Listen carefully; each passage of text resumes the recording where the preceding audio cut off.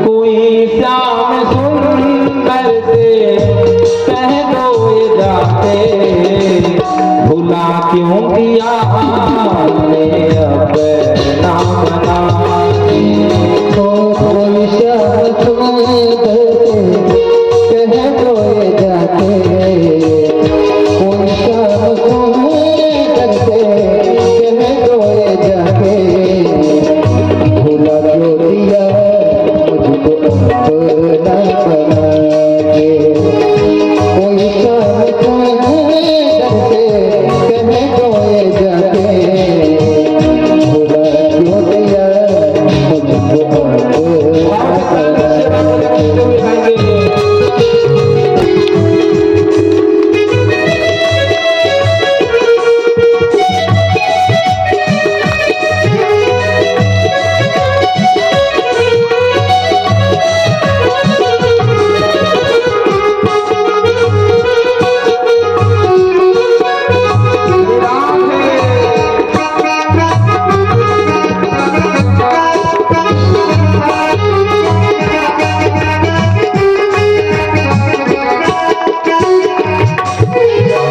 अभी मैंने तुम्हें भुलाया नहीं है, अभी मैंने तुमको भुलाया नहीं है, अभी मैं तुम्हें पुकारा नहीं है, अभी मैंने तुमको पुकारा नहीं है।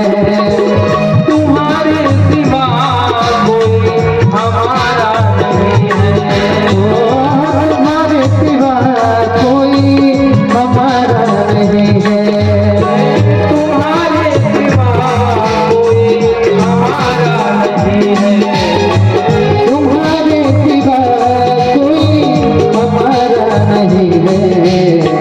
चले क्यों गए श्याम दीवाना बना के, चले क्यों गए दीवाना बना के, चले क्यों गए श्याम दीवाना बना के, चले क्यों गए दीवाना बना के।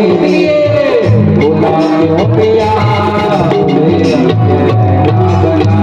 के, भुला क्यों दिया मुझको अपना बना के, भुला क्यों दिया मुझको अपना बना के।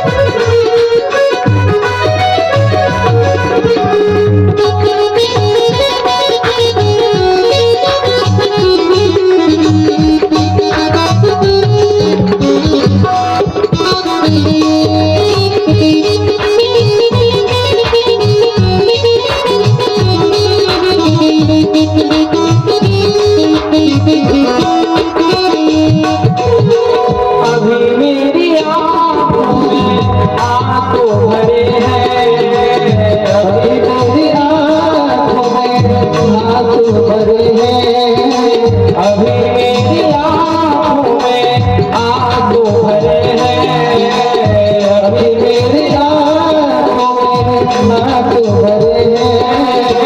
जख्म मेरे दिल के अभी भी हरे हैं, जख्म मेरे दिल के अभी भी हरे हैं। चले क्यों गए श्याम बंदे बजा के,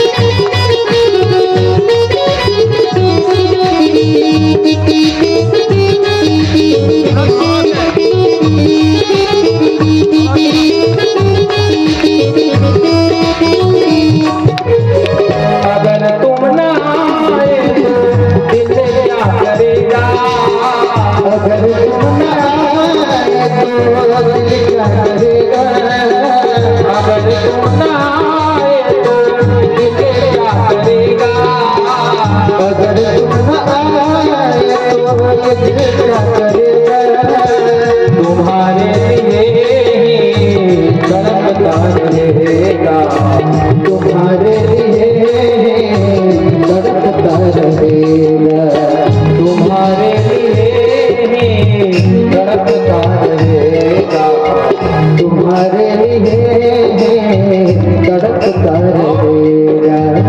निभाना नहीं था तो पहले बताते, निभाना नहीं था तो पहले बताते, निभाना नहीं था तो पहले बताते, निभाना नहीं था तो पहले बताते। भुला क्यों दिया हमें अपना बना। कोई शब्द डरते कह दो जाके, भुला क्यों दिया मुझको अपना बना के। कोई डरते कह दो जाके, भुला क्यों दिया मुझको अपना बना के, भुला क्यों दिया मुझको अपना बना के, भुला क्यों दिया मुझको अपना बना के। वृंदावन हरे लाल की कोई कह दो जाके, भुला क्यों दिया हमें अपना बना के। यही भाव को बंधु धारण करके सुदामा जी महाराज जा रहे हैं। सुदामा जी को भूख लगती है, प्यास लगती है, जिंदगी भी उदास जैसी दिखती है। संयोग क्या हुआ, आज बंधु कई दिन हो गए हैं, सुदामा जी हमारे और आपके जैसा नहीं कि ट्रेन में टिकट कटवाए और पहुंच गए दिल्ली, और प्लेन में कंफर्म करवाए पहुंच गए 1 घंटा में कहा हैदराबाद। बंधु पैदल जा रहे हैं द्वारका, सुदामा जी महाराज पैदल जा रहे हैं। लेकिन बंधुओं जैसे ही आगे बढ़े कि एक नदी पड़ गई सामने, और संध्या के समय में सुदामा जी सोचे देखो तो सही, ऐसी जगह बंधुओं भगवान का भाव है कि एक पग भी, जिस वक्त सुदामा जी महाराज अपने घर से पैर आगे बढ़ाए थे ना, उसी समय भगवान रुक्मिणी को कह दिए कि रुक्मिणी मेरा एक बचपन का मित्र सुदामा मुझसे मिलने के लिए आ रहा है। बंधु आज सुदामा जी महाराज ऐसे नदी के पास में बैठे हैं जहां बंधु कोई नाविक नाव चलाने वाला नहीं है। सुदामा जी महाराज थक गए हैं, चारों तरफ देखे कोई नाव चलाने वाला नहीं है।